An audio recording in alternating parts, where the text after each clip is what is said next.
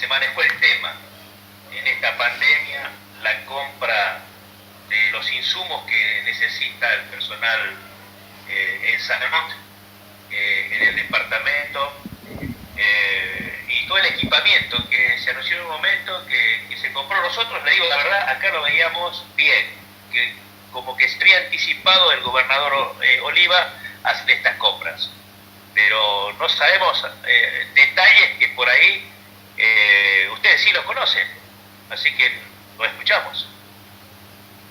Bueno, querido Jonathan, Tomás, en realidad yo quiero dejar bien claro que hasta ahora no hemos recibido ninguna información pública respecto a la cantidad de contrataciones, compras y de recursos que se han manejado con motivo de la emergencia.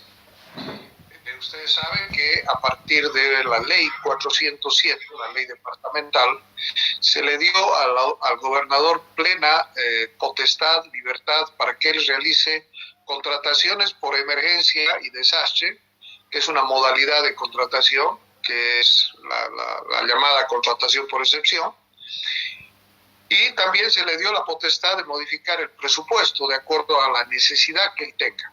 O sea, con esa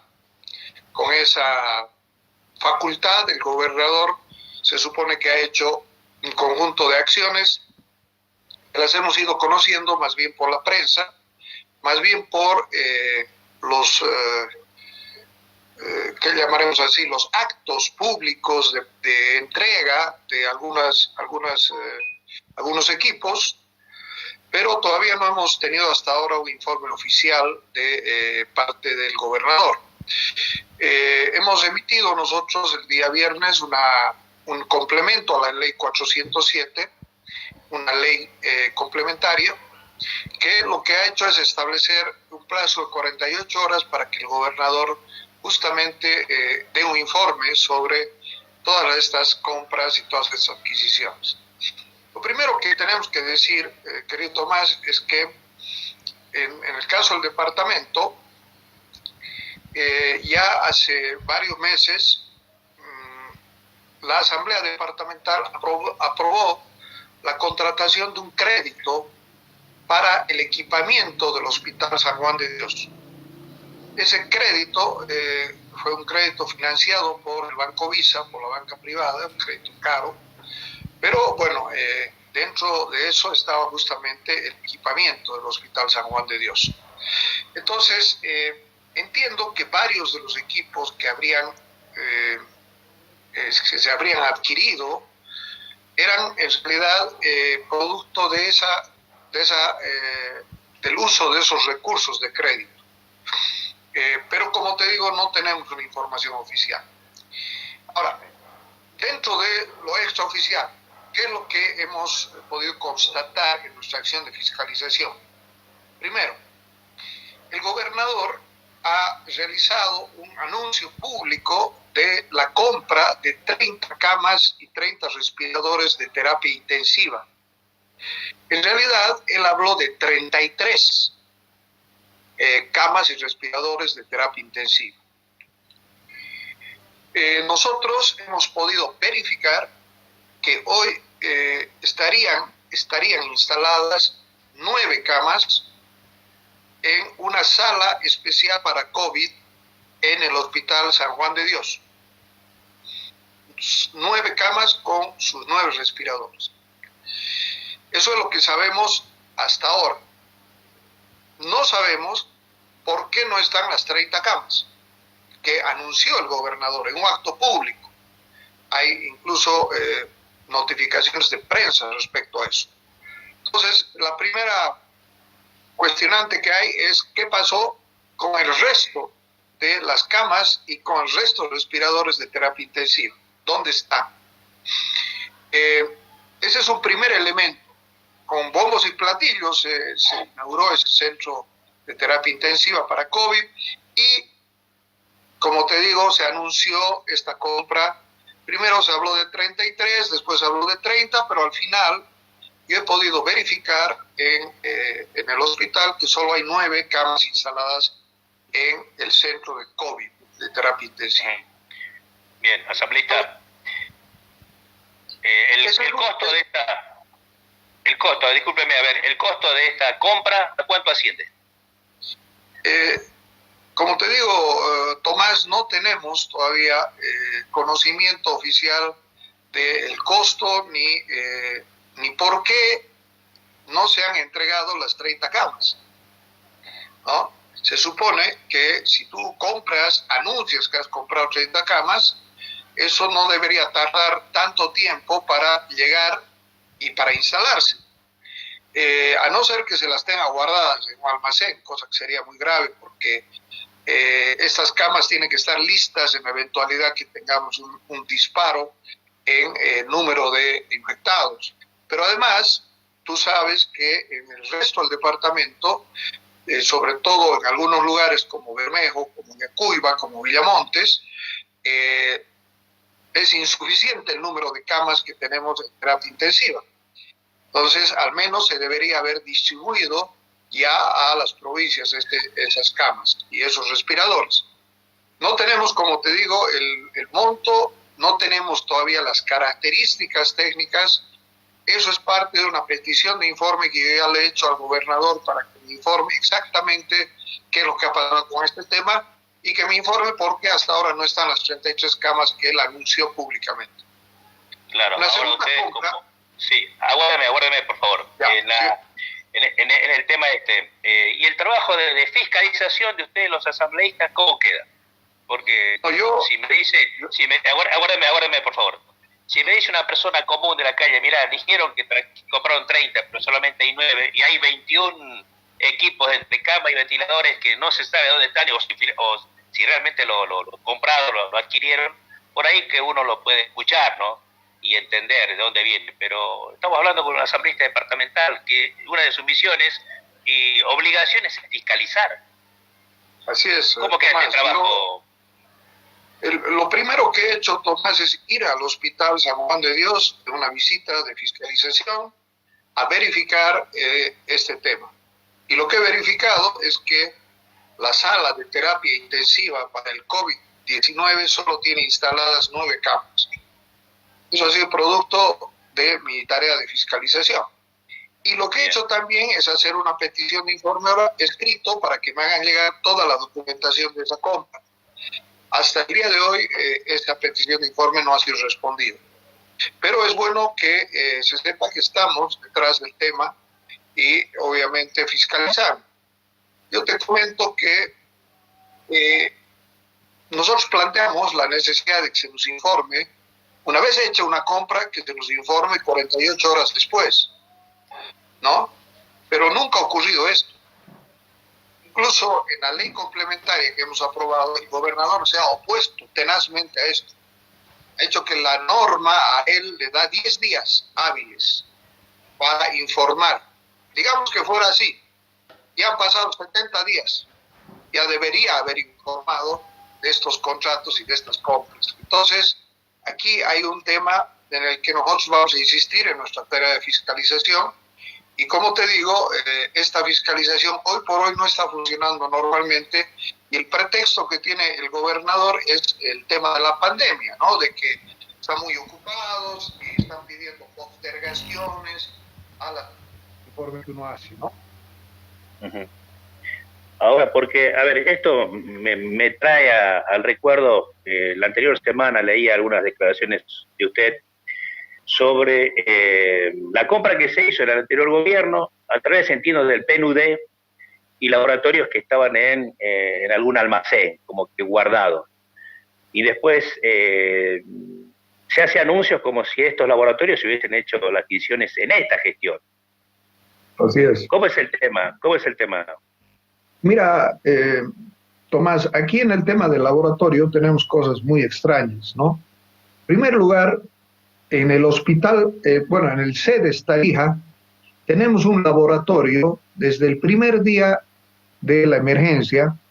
Tenemos un laboratorio instalado, que es un laboratorio que tiene una tecnología GeneSper, ¿no? Un laboratorio que puede ser utilizado perfectamente, adaptado para hacer exámenes de COVID-19.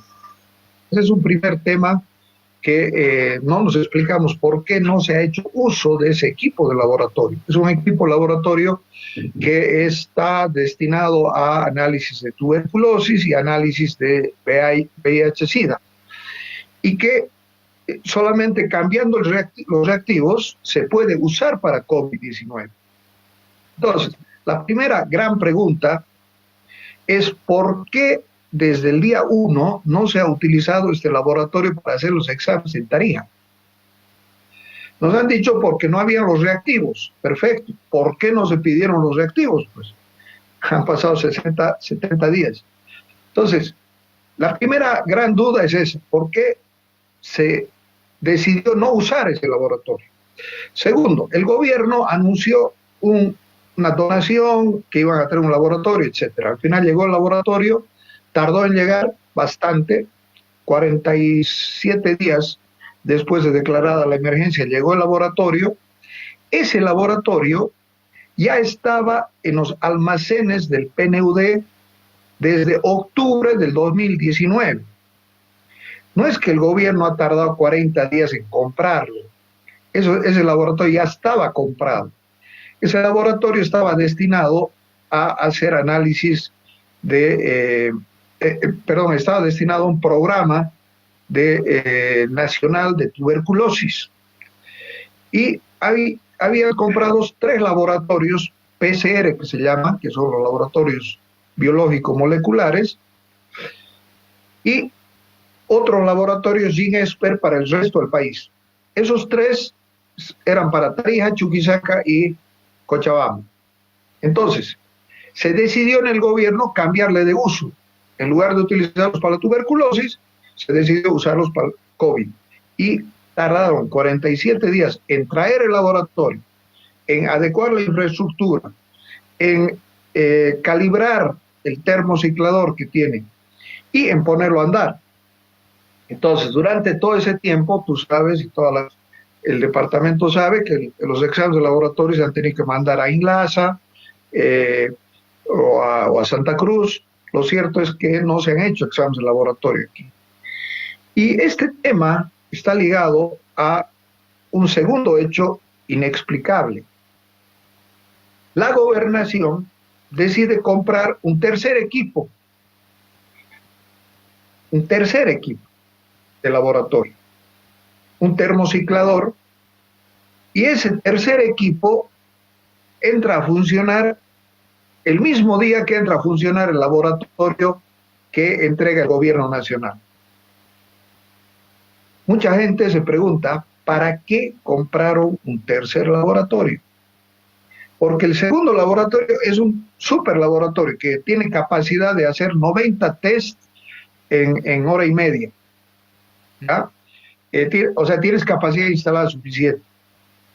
Pero la gobernación, por cuenta propia, decidió comprar un tercer equipo. No sabemos el costo de ese equipo, no sabemos cuál ha sido la razón técnica por la que se compró este tercer laboratorio. Y ahora, cuando vino ya el experto Mostajo aquí a entregar el laboratorio, dijo claramente que no es compatible el uso de los 2 laboratorios porque los reactivos son diferentes. Entonces, no es que sea un equipo complementario, ni siquiera. ¿Sí? Son equipos independientes.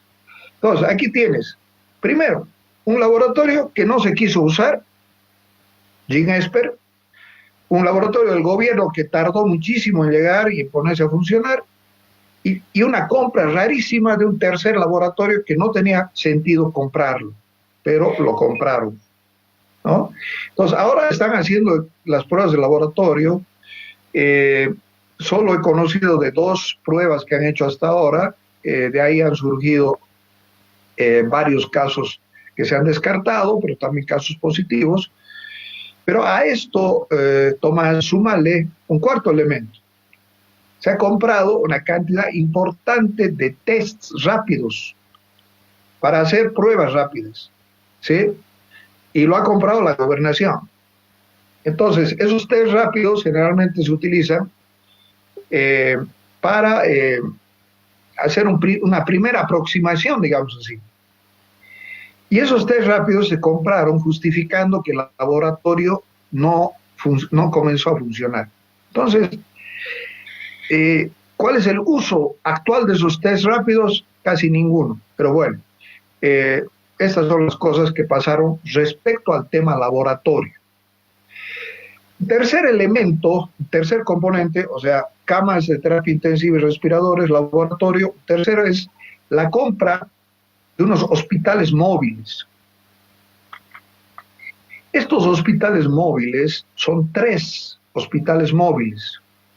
Tú que eres hombre de fútbol, conoces las mangas para entrar al estadio, ¿no es cierto? Esas mangas que se inflan, muy parecido a eso, muy parecido. Son 3 hospitales móviles que ha comprado la gobernación por un valor. Exacto. Esos hospitales móviles, ¿no? Costaron $500,000 los 3 hospitales. Ese monto sí lo hemos podido conocer porque se lo dio a través de la prensa. ¿Cuál es el uso de esos hospitales móviles en este momento? ¿Por qué? Porque en el Hospital San Juan de Dios ya hay un área para pacientes intermedios. Hay un área de terapia intensiva para COVID y hay un área para pacientes intermedios. En Yacuiba entiendo que ya también se ha destinado un área para COVID, ¿no? Entonces, estos hospitales se justificaron para que sean usados justamente en Yacuiba, Bermejo y Villamontes. Yo que sepa, no los han instalado y yo que sepa, están sin uso hasta ahora. Entonces, es un tercer tema ligado a equipamiento que se ha realizado en esta época. Un cuarto tema que tiene que ver con el tema de alimentos, ¿ya? Distribución de alimentos. Ustedes lo han visto al gobernador en Villamontes con, me parece que era Guanayex, haciendo una entrega ahí de un stock de alimentos, ¿no? Después lo vimos al asambleísta Daniel Carvajal en Bermejo, lo vimos me parece que a Wilman Cardoso también entregando en Yacuiba, a Marillet Jaramillo entregando en Entre Ríos. Y en Entre Ríos a Marillet Jaramillo se le hace una entrevista y se le pregunta de dónde vienen esos alimentos, quién ha dado esos alimentos. Y ella dice que esto lo han colocado de sus sueldos, de los sueldos de Oliva, Carvajal, Wilman y Marillet. Pero estamos hablando de importante cantidad de alimentos que se ha seguido distribuyendo. Entonces, es otro de los temas que estamos averiguando, querido Tomás. De dónde han provenido esos alimentos y cómo se los ha distribuido. Porque, para comenzar, se los ha utilizado políticamente. Solo los han distribuido los 4 operadores territoriales de Adrián Oliva, primero. Pero más allá de que quién los distribuía, de dónde han venido y cuál ha sido el criterio para distribuirlos. Entonces son temas que están ahí planteados y sobre los cuales estamos haciendo investigaciones, averiguaciones en nuestra tarea de fiscalización. Yo te quiero decir, Tomás, que es bien difícil hacer fiscalización cuando está un tema tan sensible de por medio, ¿no? Lo primero que te dicen es que estás haciendo política, que no estás dejando trabajar, que deberías dejar que las autoridades hagan lo suyo, etc. A pesar de ello, hemos hecho 2 visitas de fiscalización al hospital y estamos haciendo permanentemente investigación que seguramente la vamos a completar cuando nos respondan, enviando los contratos, enviando ya los documentos de contratación. Un quinto elemento, Tomás, se ha hecho una sala de aislamiento aquí en la Expoferia San Jacinto, ¿no? Ahí está la sala de aislamiento que no se usa, ¿no? Han reacondicionado un tinglado que había ahí de exposición. Uno de los lugares de exposición, lo han adecuado, han hecho toda una infraestructura, pero obviamente que no reunía las condiciones mínimas para el aislamiento, porque era un tinglado con unas habitaciones improvisadas, separadas por unas cortinas, ¿no? Con un solo baño y demás. Entonces, parece que eso se ha desestimado y ahora se está utilizando un hotel, el Hotel Los Ceibos, para el aislamiento. Entonces, se ha gastado plata para adecuar la infraestructura de San Jacinto. ¿Qué uso se le está dando? Casi nada. Son varios elementos, Tomás, que están planteados en la mesa y que yo no quisiera aventurarme a sacar ninguna conclusión, pero al menos no son medidas y decisiones lógicas las que se han tomado. Como te digo, tienes 3 hospitales móviles que han gastado $500,000 que están sin uso. Esta sala de aislamiento sin uso. Un tercer laboratorio sin uso. Test rápido sin uso. O sea, al menos hay decisiones equivocadas. No quiero hablar todavía de precios ni de características técnicas. Entonces, eso nos preocupa, obviamente, y esperemos que cuando responda a las peticiones que informe el gobernador nos pueda explicar mejor cómo han sido estos eventos, ¿no? Claro, porque nosotros, asambleísta Lea Plaza, nos hicimos, digamos, como que la figura de que el gobernador Oliva como que se adelantó, ¿no? Como le decía al principio, como que se adelantó a muchos y a varios gobernadores en el país para hacer estas compras, como que tenía el panorama claro de lo que se estaba viviendo en el país y lo que se avecinaba con el tema de la pandemia. Y acá yo le digo la verdad, hemos rescatado esa acción del gobernador Oliva, pero también le hacía esa aclaración de que no conocemos detalles más cercanos de toda esta gestión que ha hecho el gobernador Oliva, que sí la conocen ustedes, ¿no? Así es, Tomás. Como te digo, había un crédito ya aprobado hace varios meses. No recuerdo ahorita la fecha, pero ya deben ser mucho más de 6 meses que se aprobó ese crédito para equipamiento del hospital, ¿no?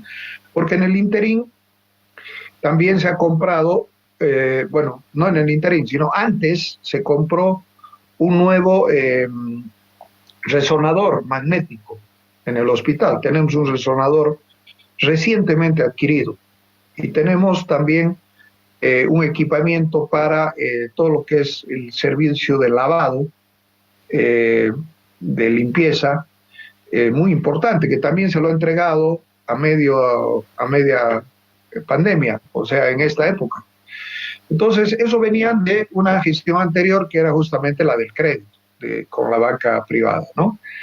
Ahora, el tema más complejo, Tomás, de todo esto, es que hoy estamos como un barco a la deriva, ¿no?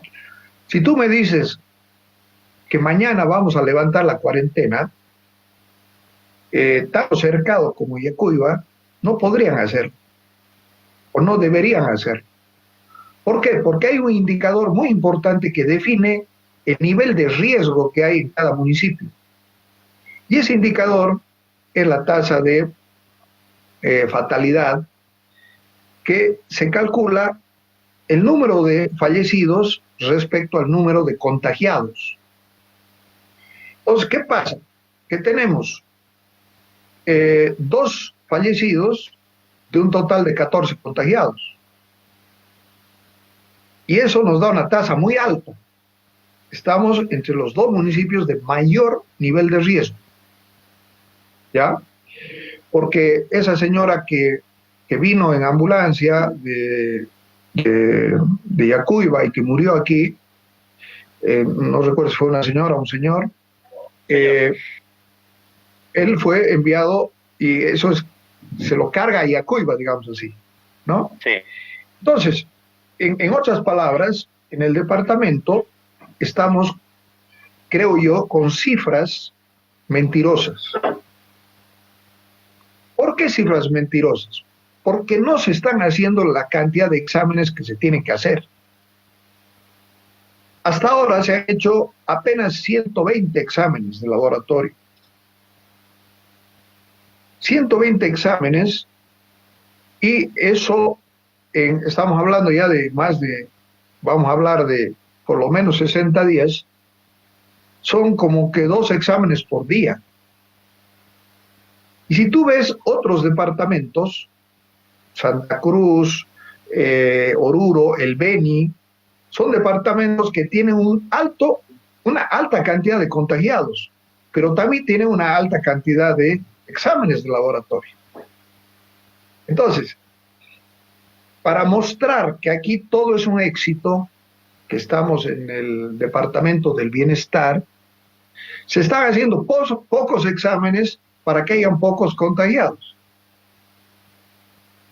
Y eso ahorita ya es contraproducente. ¿Por qué? Porque nos está dando un indicador mentiroso que nos coloca a nosotros como municipios en riesgo alto, ¿no? Entonces, creo que deberían masificarse los exámenes de laboratorio. Ahora tenemos 2 laboratorios supuestamente. Bueno, pues deberíamos masificar. Todo aquel que presente algún tipo de síntoma tiene que ser sometido al laboratorio. Y tiene que, en ese contexto, conocerse la cifra real de contagiados. Porque no hay que tenerle miedo a la cifra de contagiados. Eso nos ayuda más bien a saber cómo orientar nuestros recursos de recuperación, de curación. Entonces, este es el problema que ahorita tenemos como departamento.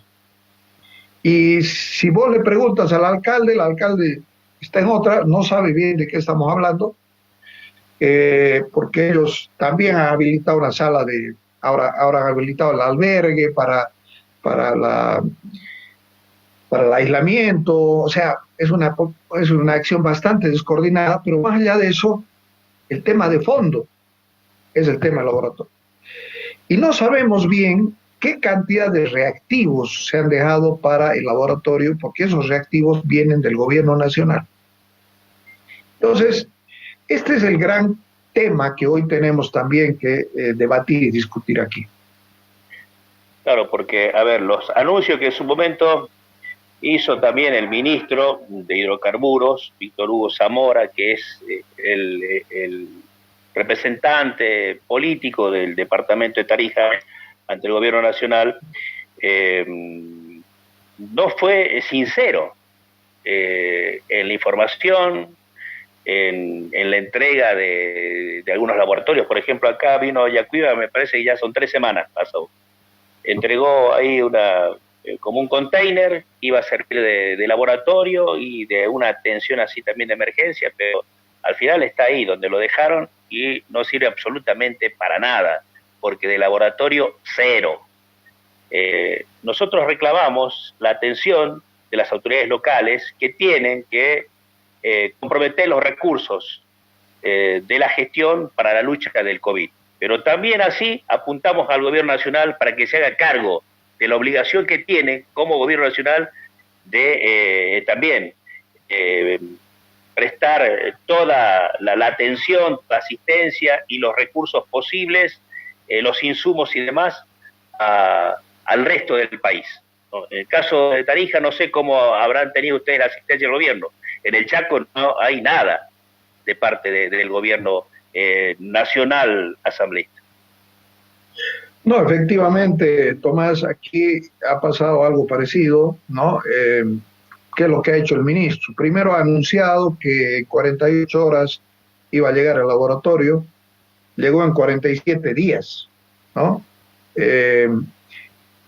Segundo, no mandaban los reactivos, no llegaba la gente para calibrar, o sea, un gran retraso en ese tema.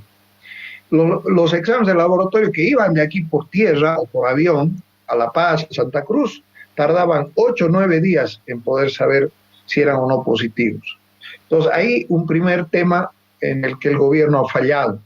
Segundo tema, estos containers a los que te refieres, Tomás, se dijeron que eran hospitales móviles. O sea, eso de hospital móvil no tiene nada, usted lo puede verificar. Son unos containers que tienen una camilla, que tienen una mesita para que se siente el médico y bueno, hay que llenarlo ahí de camas si es que se tienen camas, ¿no? Pero no tiene ninguna funcionalidad. Pero además se dijeron que eran laboratorios móviles y cosa que no es cierta. Lo único que tenían eran los kits para levantar muestras, ¿sí? Tenían para levantar muestras, pero no para hacer los exámenes. Entonces, segundo elemento. Tercer elemento, la presidenta se comprometió a entregar 400 ítems para el departamento, ¿sí? De salud. Se han entregado 200 al hospital y se tenían que entregar 100 a Bermejo y otros 100 más. Los 100 de Bermejo todavía no se han completado, recién se han entregado 57 y no tenemos más, no sabemos más qué ha pasado con ese tema. La dotación de material de bioseguridad ha llegado a cuentagotas, igual que los reactivos, ¿no? Entonces, el gobierno, digamos que... y bueno, lo último que ha hecho el gobierno ha sido entregarnos 10 respiradores de estos que son motivo del gran escándalo, ¿no? Y aquí los han recibido, y además de recibirlos han dicho que los están mandando a las provincias. Entonces, nada raro que ya hayan llegado a Yacuiba alguno de esos respiradores. Quien caiga. Entonces, ese es el accionar del gobierno aquí, ¿no? Pero además ha intervenido el CEDES. Ha puesto una persona, y esa persona yo al menos no he visto que actúe, que tome acción, o que tome liderazgo del tema. Tampoco ha servido para mejorar las relaciones entre el gobierno y el CEDES.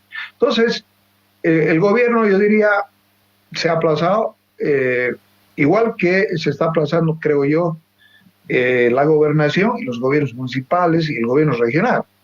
O sea, Tomás, y en esto quiero ser muy claro. Como departamento hemos tenido mucha plata. Y de esa plata hoy deberíamos sentirnos al menos orgullosos de tener un buen equipamiento de salud. Y no lo tenemos. Le pregunto yo, ¿cuántas camas de terapia intensiva hay en este momento en Yacuiba funcionando? ¿No? Y no es que yo quiera criticar al Chaco, estoy criticando aquí también. En Tarija teníamos solo 3 camas de terapia intensiva en el Hospital San Juan de Dios. La gente haciendo fila para que una vez se mejore alguno de los pacientes, pasarlo a terapia intermedia, meter uno que estaba ya por morirse. Se recuperaba ese, tenía que entrar el otro. O sea, realmente gravísimo para un departamento que ha manejado miles de millones de dólares. Y pasa lo mismo cuando tú ves, Tomás, la cantidad de recursos que se han destinado a educación, a salud, por las propias leyes, en el caso del Chaco, ¿no es cierto? Entonces, yo no soy quien para juzgar lo que ha pasado con la plata del Chaco, pero sí veo de que hoy no tenemos un sistema público de salud bien preparado para la pandemia que nos está aquejando, ¿no? Y ese es nuestro principal problema. Y yo creo que todavía tenemos que trabajar mucho, o sea, no es suficiente con lo que se ha hecho, hay que trabajar mucho, hay que replantearse muchas cosas, hay que, o sea, ¿qué ganamos? Por ejemplo, en Bermejo tenemos 3 camas de terapia intensiva, solo una funciona, y el intensivista está aislado porque tuvo contacto con un paciente. Y así, o sea, temas como esos son los que hoy nos hacen altamente vulnerables a pesar de la cantidad de recursos que hemos manejado como departamento y como región. Claro, porque, a ver, en Yacuiba hay en terapia intensiva, en terapia intermedia, hay una sola unidad, entiendo, que está disponible porque las otras han sido cedidas en calidad de préstamo en el Fray Quebracho para que puedan ir acondicionando los ambientes para que puedan atender en caso de que se presente algún paciente con el COVID-19. Ojalá que no, pero bueno, nuestra situación es muy crítica y en ese aspecto. pero ¿por qué siempre la salud? Y esto es en todos los gobiernos asambleístas. ¿Por qué la salud, la educación, especialmente los servicios básicos, son los tres puntos que se olvidan los gobiernos? Yo me remito a esto y más que todo conversando con usted, porque usted ha sido un hombre muy cercano al doctor Mario Cosío cuando fue prefecto, en su última gestión como gobernador, tuvo mucha posibilidad de trabajar cercanamente en La Paz, entonces en el municipio de La Paz. ¿Por qué los gobiernos? ¿Por qué la autoridad? ¿Por qué el gobernante tiene ese tipo de comportamiento? Porque en campaña vos los escuchás que salud, que educación, servicios básicos, salud, educación, servicios básicos, lo ponen encabezando su agenda en campaña. Pero después en la realidad, cuando ya llegan a ser autoridad, esto es lo que menos les interesa a asambleístas. Así es, querido Tomás, tú tienes toda la razón. Esta es la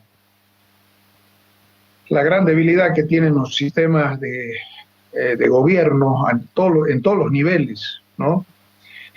Mira, en el caso nuestro, nosotros hicimos un gran esfuerzo, una revolución en la salud, al implementar un seguro gratuito de salud, ¿no? El SUSAT en su momento. El SUSAT lo que era una especie de elemento que debía haber impulsado a que el conjunto del sistema de salud del departamento realmente esté en buenas condiciones y en capacidad de atender a la gente que menos tiene. ¿Qué pasó con el SUSAT? Ustedes saben, el SUSAT cumplió una función con grandes limitantes porque no había infraestructura, no había equipamiento, no había ítems, pero cumplió un rol muy importante. Y fue quizás el experimento en salud más importante que tuvo el país. ¿Y qué es lo que hizo don Adrián Oliva?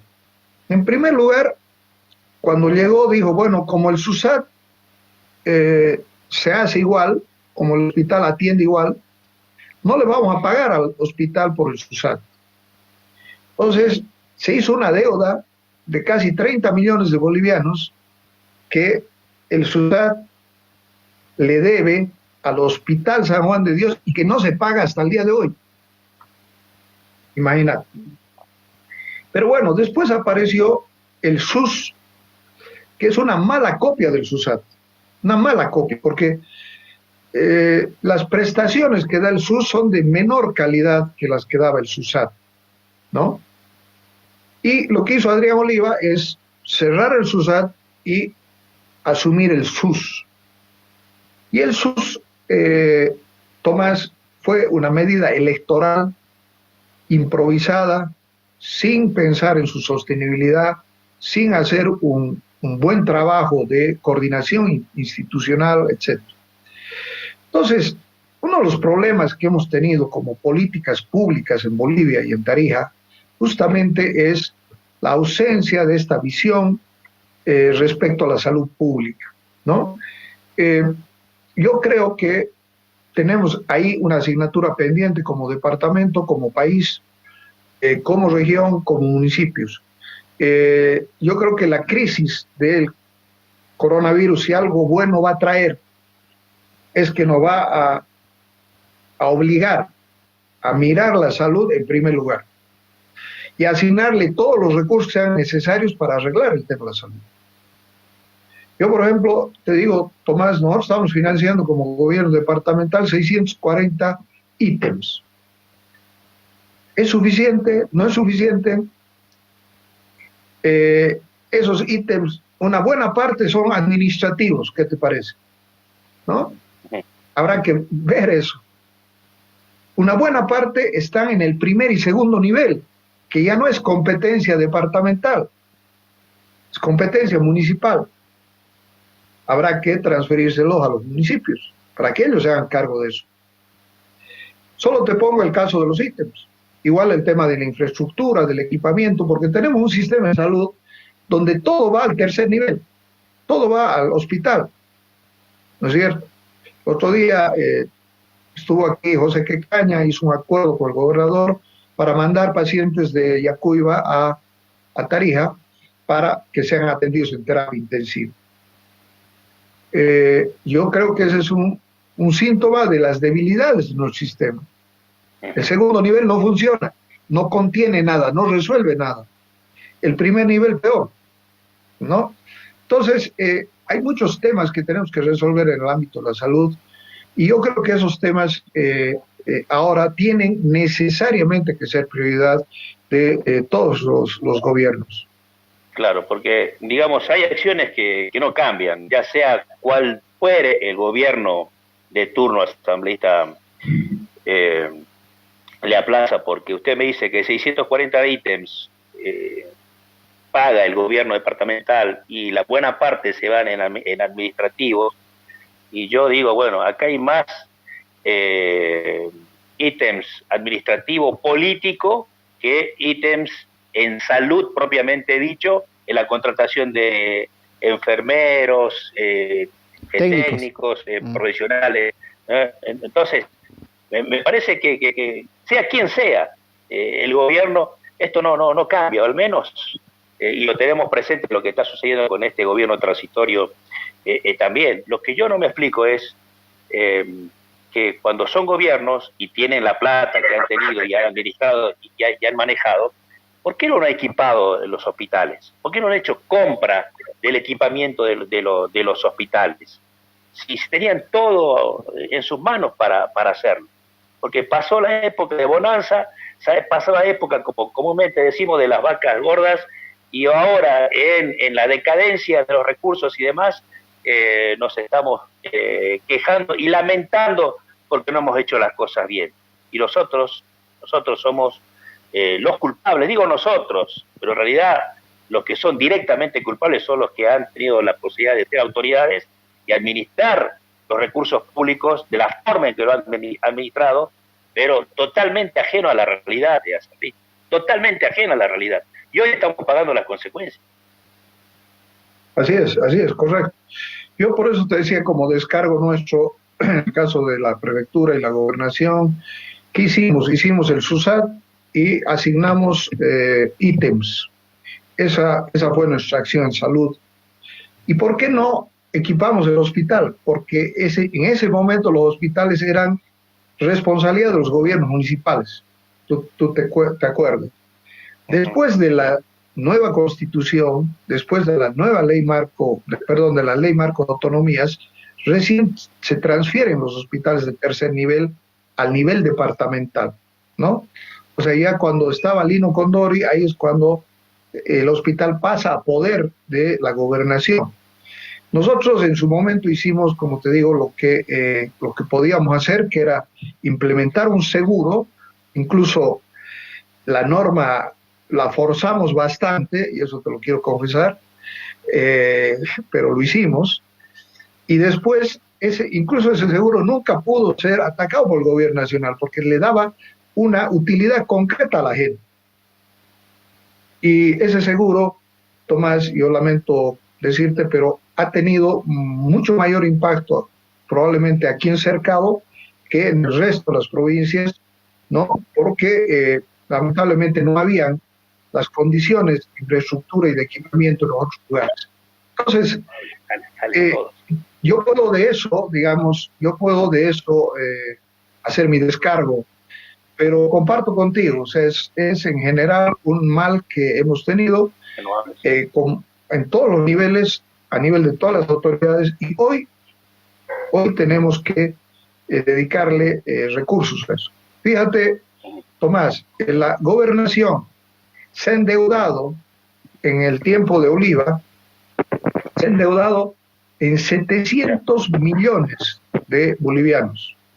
O sea, 100 millones de dólares se ha endeudado la gobernación, ¿no? 100 millones de dólares, y de eso a salud, ¿cuánto ha ido? 33 millones de bolivianos. ¿Entiendes? O sea, realmente increíble.